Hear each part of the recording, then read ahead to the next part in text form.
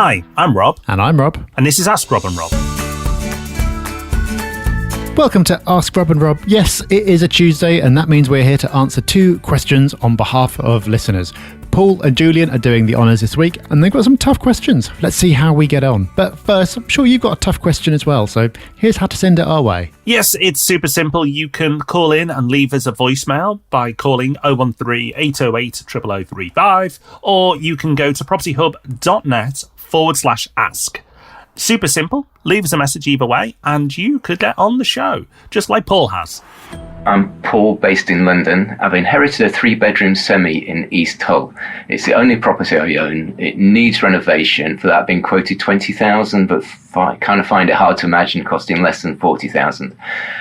From estate agents pre-lockdown, the house is valued between $130,000 and $150,000 as is, or $170,000 to $200,000 renovated. I don't not want to own a property, but I'm a little concerned about the unknowns involved in my taking time out to supervise a renovation. So given these few insights, I wonder what your take is on the proposition. Sell and renovate and rent, or whatever. Thank you, Paul. Great question. Interesting predicament. A predicament that a lot of people, I'm sure, would like to be in as well, having a property given to them. I know you're not going to be complaining about that, but you do have some challenging decisions to make. Let's look at this really practically, and let's look at all the numbers that you've given, the cost to refurb, the potential value of the property now, and the potential value of it renovated. And let's go in the middle of all those numbers. So I'm going to take the middle of the range of what you think it could be to do the refurb, middle of the range for its current value, and middle of the range for when the property's done up. So if we say the property right now is worth $140, and the refurb costs £30,000, that means that your contribution puts your property at £170,000. Now, what's the value of the property in the middle range? Well, the middle range is £185,000. So the difference being £15,000.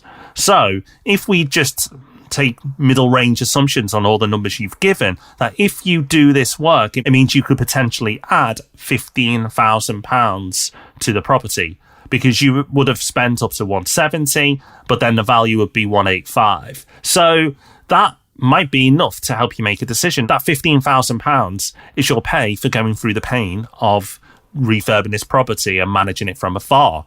Now, that might not be enough for you. Some people listening to this will be going, wow, 15 grand, I'd love that. But to you, Paul, that might not be enough for you to manage that project in London, in an area that is quite far away from home.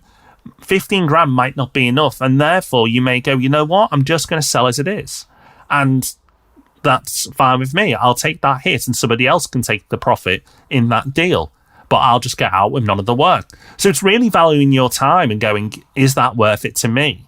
If you do go ahead, there are things you can do. You can look at getting one whole fixed price contract for all the work. Doesn't guarantee that it's going to cost you that, but it certainly reduces your risk. You could possibly do a joint venture with somebody who's local to the area and would be keen to do the work and then split the profits with you after you've refinanced or sell. So you do have options available to you. But the best way to approach this is with just numbers. And then based on those numbers, go, is it worth it to me for that amount of money? And hopefully that can lead you then to making a decision that's going to be right for you. Yep, completely agree. And the good news, Paul, is that whichever option you choose, you happen to have been put into this situation at a time when the market is very much in your favour. So if you decide to do the refurb and sell, then there are going to be lots of probably second-time buyers maybe for a 3-bed, people are looking to step up, who are going to be in that market and will be very attracted to something that's brand new and ready to go. Or if you decide to just leave it as it is, then there are plenty of investors looking for projects, and that demand may well get you up towards the top of the range that you've given there. So whichever option you choose, you should be okay. Let's have a listen to our second question now. This one comes in from Julian. Hi, Rob and Rob. It's Julian here, a long-time listener. I've just started investing this year.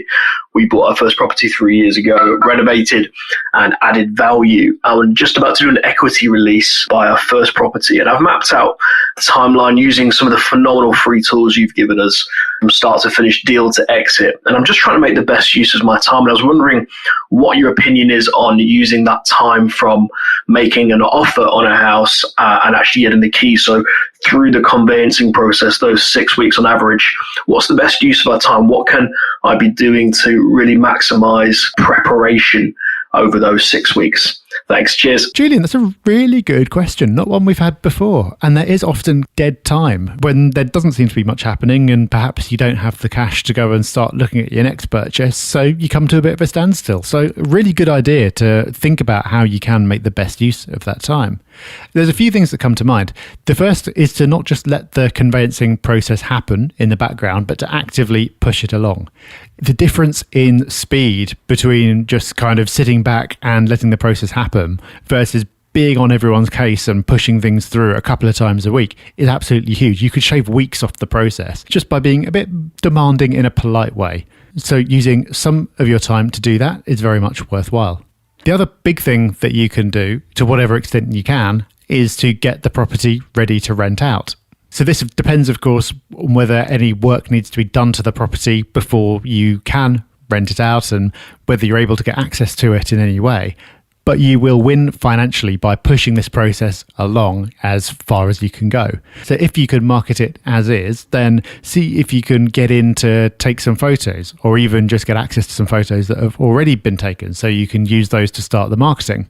If work is needed, then again, see if you can get access with your builder to cost all that up and come up with a schedule of works, and so you can get started as soon as you get the keys. Or if neither of those are possible, then just do what you can, which might include appointing a letting agent if you're going to be using one, doing your research in that regard, and doing your research into setting the rent. You've probably looked at all the rental comparables already when you were deciding whether to buy the property, but markets do move, so keep on top of that. And then finally, there are those little details like insurance. If you don't know which insurer you're going to be using, then you can get some quotes for that, so you can put it on cover as soon as you get the keys. But ultimately, even if you do all those things, it's still going to be a quieter time. And that's okay. That's how property goes. Especially if you've only got one or two properties, then you're going to get bursts of activity when you're out actively making an acquisition. And then when you've got tenants moving in. And then the rest of the time, there's not so much going on. And that's okay. That's just the nature of it. So use your time as wisely as you can. But if you do end up with a bit more time on your hands than you've had recently, well then enjoy it. Make the most of it, because I'm sure things will get busy again in the future. So thank you, Julian, and thank you, Paul, and thank you for listening. We'll be back on Thursday with the Property Podcast, so not too long to wait. And of course, we'll be back this time next week with another Ask Rob and Rob. So until then, take care, have fun. Bye-bye. Bye-bye.